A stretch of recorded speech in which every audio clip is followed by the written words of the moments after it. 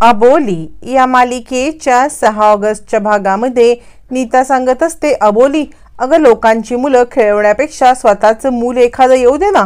त्यानंतर ती म्हणते, नाही नाही, म्हणजे कसं आहे, तुला स्वतःचं मूल होणार नाही म्हणून तू लोकांच्या मुलांना घेऊन खेळतेस ना. यावरती आता इकडे रमा म्हणते, नीता तू गप्प बस. नीता म्हणते, मी का गप्प बसू, मी असं नाही म्हणत आहे, बाहेर लोक आहेत ना ती असं म्हणतायत की अबोलीला स्वतःचं मूल होणार नाही म्हणून ती लोकांच्या मुलांना घेऊन खेळत बसते आणि त्यानंतर अबोलीला मूल होणार नाही म्हणून तिची नजर आपल्या मुलांना लागू शकते आणि म्हणूनच ती ऋतुजा तिच्या मुलाला मानवला इकडून घेऊन गेली. कळतंय का तुला, असं म्हणत नीता आता अबोलीच्या मनाला आघात होईल असं खूप काही बडबडते.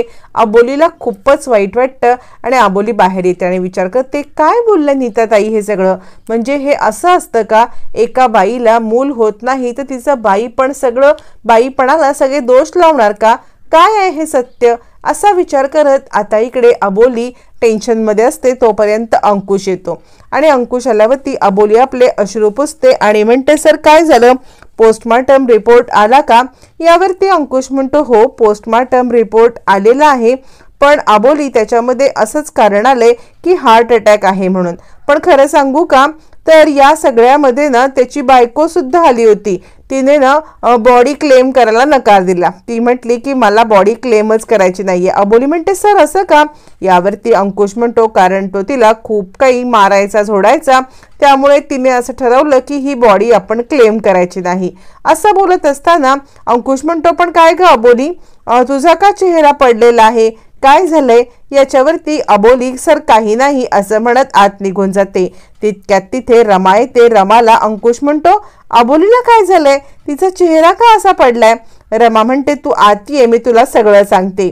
असं म्हणत रमा आता अंकुशला आतमध्ये घेते आणि ती म्हणते, तू बस बरं, आणि ती अंकुशला पाणी वगैरे देते. पाणी वगैरे दिल्यावरती ती म्हणते, अरे तुला माहिती आहे का, ती ऋतुजा आणि तिचा मुलगा मानव आहे ना, त्या मानवला घेऊन मी घरात आले होते. असंच आपलं घरामध्ये तो होता, तितक्यात ऋतुजा आली आणि त्याला घेऊन गेली.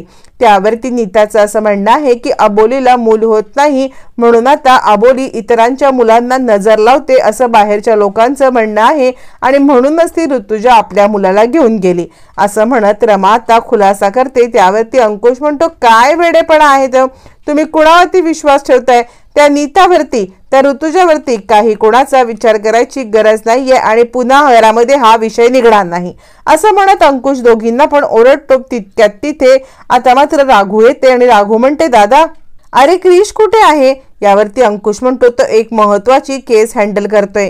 त्यावरती राघू म्हणते, मी त्याला किती कॉल केले, त्याने माझा एकही कॉल नाही उचललेला आहे असं म्हणत राघू चिडलेली असते. इकडे क्रिश खूप टेन्शन मध्ये असतो. क्रिशला सगळी घटना आठवते, कशा पद्धतीने दया डोंगरेला फासावरती लटकवलेलं असतं, त्याला काढलेलं असतं, काहीतरी झोल असतो, तो फासावरती स्वतः लटकलेला असतो आणि त्यावेळेला एक हवालदार आणि क्रिश हे दोघंच तिकडे असतात आणि त्यावेळेला अबोली तो मोबाईल न्यायला आलेली असते. ही घटना क्रिशला आठवते आणि अबोलीशी मी बोलू का असा तो विचार करत असतो. तोपर्यंत आता मात्र हवालदार येतो आणि सर खूप मोठा प्रॉब्लेम झालाय असं क्रिशला सांगतो. क्रिश म्हणतो, प्रॉब्लेम, कसला प्रॉब्लेम. यावरती हवालदार म्हणतो, सर मी तुम्हाला एक गोष्ट सांगतो, तुम्ही सांगितलं की ते बॉडीचं दहन करा म्हणून मी ती बॉडी दहन करण्यासाठी गेलो होतो. यावरती क्रिश म्हणतो, मग तुम्हाला जमलं ना, काय केलं काय तुम्ही. यावरती हवालदार म्हणतो, नाही खूप मोठी गडबड झाली, म्हणजे आम्ही ज्या वेळेला बॉडी दहन करायला गेलो होतो तेव्हा ती बॉडी तिकडून गायब झाली. गायब जरी म्हटल्यावरती क्रिश गडबडतो. क्रिश म्हणतो, साधी सोपी एक गोष्ट तुम्हाला काही करता नाही आली का, काय चाललंय काय तुमचं असं म्हणत क्रिश म्हणतो, तुम्हाला जर का ही सिच्युएशन हँडल होत नसेल तर 8 दिवसाची रजा टाका आणि जा बसा घरी. यावरती तो हवालदार म्हणतो, नाही मला तर खूपच भीती वाटत आहे, कसं काय हे होणार. क्रिश म्हणतो, तुमचं तोंड तुम्ही बंद ठेवा, काय करावं मला सुद्धा कळतच नाहीये.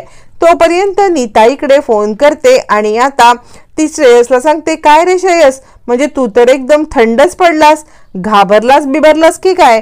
श्रेयस म्हणतो, मी घाबरणाऱ्यातला नाहीये, पण न एखाद्याला कसं मारायचं त्याला हातही न लावता हे मला माहितीये आणि आता मी तेच करणार आहे. नीता तू बघशील, मी आता असा डाव खेळणार आहे ना की सगळ्यांना धडा पण मिळेल आणि माझ्यावरती काहीच येणार नाही. तोपर्यंत अबोलीला भेटायला एक वयस्कर माणूस आलेला असतो आणि तो अबोलीकडे केस आपल्या मुलाची घ्यायला सांगत असतो. अबोलीला तो फी विचारतो. अबोली म्हणते फीचं राहू द्यावं, केस जिंकलो की बघू आपण यावं. तो म्हणतो नाही नाही, तुम्ही माझ्याकडून काहीतरी फी घ्याच. अबोली म्हणते ठीक आहे, तुम्हाला मला फीस द्यायची आहे ना, तर ही केस जिंकल्यावरती जे काही तुमच्या मनाला वाटेल ना ती फी तुम्ही मला द्या. असं म्हणत अबोली त्या माणसाची केस एक्सेप्ट करते. तो अबोलीचे आभार मानून तिकडून निघून जातो. तोपर्यंत राघू येते क्रिशवरती चिडते आणि काय चाललंय क्रिश तुझं? दादा आणि तू एकाच पोलीस स्टेशनला आहात. 12 तासाने दादा घरी येतो. तुला 24 तास काम का करायला लागतं? घरी आपलं नवीन लग्न झालंय, लग्नाची बायको घरी असताना तुझं हे असं वागणं मला अजिबात आवडलं नाहीये. क्रिश चिडतो आणि राघू बास कर, तुझ्या या कटकटीला मी खूप कंटाळलेलो आहे. सारखी आपली कटकट कटकट कटकट, या कटकटीला कंटाळून ना आता तर मी ठरवलेलं आहे की हे घर सोडून मी निघून जाणार आहे. यावरती अबोली येते आणि क्रिश काय चाललंय तुझं? बरोबर आहे राघूचं म्हणणं, म्हणजे बघ ना, नवीन लग्न झाले, राघूला तुझ्यासोबत टाइम स्पेंड करायचा आहे, तर याच्यामध्ये काय चुकीचं आहे? मला असं वाटतंय आजच्या आज तुम्ही दोघांनी छानपैकी पिक्चरला जा.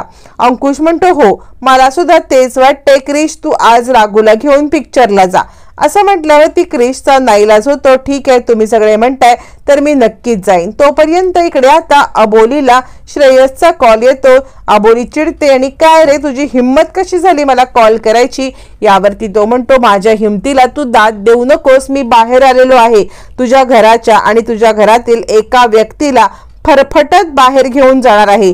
अबोली म्हणते तुझी हिम्मत तर दाखव माझ्या घरातील व्यक्तीवरती हात लावायची. यावरती अंकुश म्हणतो काय झालं अबोली, म्हणजे कोण आहे? यावरती अबोली म्हणते सर, क्रिश बाहेर म्हणजे इकडे श्रेयस बाहेर आलाय आणि आता तो मला धमकी देतोय की आपल्या घरातल्या कुणाला तरी फरफटत घरातून बाहेर घेऊन जाईल.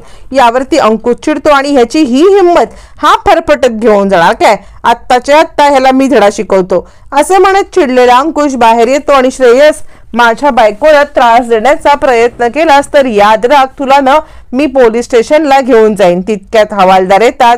त्यावरती आता मात्र अंकुश म्हणतो याला घेऊन जा, याच्या विरुद्ध माझ्या बायकोची कंप्लेंट आहे.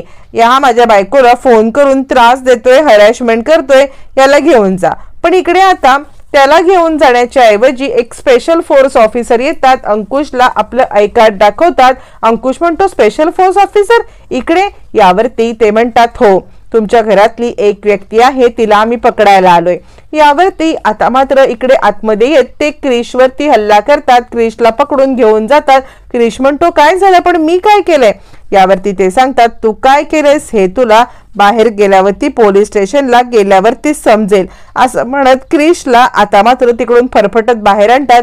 सगळेजण क्रिशने काही नाही केलं सांगण्याचा प्रयत्न करत असताना ते पोलीस ऑफिसर क्रिशला बाहेर आणतात. क्रिशला तोल जातो आणि तो इकडे श्रेयसच्या पायाशी पडतो. आणि आता त्याच वेळेला अंकुश म्हणतो तुम्ही असं क्रिशला घेऊन जाऊ शकत नाही, त्याचा काय दोष आहे हे तुम्हाला सांगायला पाहिजे, त्याच्यावरती कोणता गुन्हा दाखल केलाय हे सांगायला पाहिजे.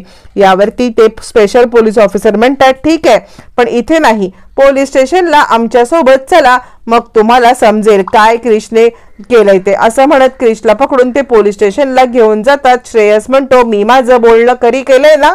आता मात्र इकडे राघू रडायला लागते. अबोली म्हणते राघू तू रडू नकोस, आम्ही क्रिशला सोडवून आणू. असं म्हणत राघूला समजवत अबोली पोलीस स्टेशनला येते आणि अंकुश म्हणतो हे बघा, कायद्याने तुम्ही असं काही करू शकत नाही, काय आहे ते सांगा. यावरती तो स्पेशल फोर्स ऑफिसर म्हणतो क्रिशने खूप मोठा गुन्हा केलाय आणि तुम्ही त्याचे ऑफिसर असून तुम्हाला हे माहिती नाहीये. क्रिशला तर शिक्षा होणार, पण तुम्हाला पण सस्पेन्शन ऑर्डर तुमची येणार. अंकुश म्हणतो ते सगळं जाऊ दे, मला काय हे आहे सत्य ते कळलंच पाहिजे. कशाच्या बेसवरती तुम्ही क्रिशला अटक केलेत हे सुद्धा कळलं पाहिजे. असं म्हणत अंकुश चिडतो. यावरती इन्स्पेक्टर काही सांगायला तयार नसतात. कळेल तुम्हाला असं म्हणत ते आता अंकुशला तिकडून उडवूनच लावतात. त्यावेळेला आता मात्र इकडे अबोली घरी येते. अबोलीच्या नावाने एक पार्सल येतं. पार्सलमध्ये अंकुशचा फोटो असतो आणि तो पण हार घातलेला. अबोली हदरते, फोटो खाली पडतो. तिथून एक चिठ्ठी निघते आणि चिठ्ठीत असतं तुझ्या नवऱ्याचे हाल आता एकदम खराब होणार आहेत. सदोष मनुष्यवधाचा त्याच्यावरती गुन्हा दाखल झालेला आहे आणि आता तुझा नवरा कायमचा संपलाय असं म्हणत अबोलीला ते लेटर येतं. नक्की त्या दया डोंगरेचं काय सत्य आहे, त्याला कोणी मारलंय, काय झालंय हे येणाऱ्या भागातच कळणार आहे.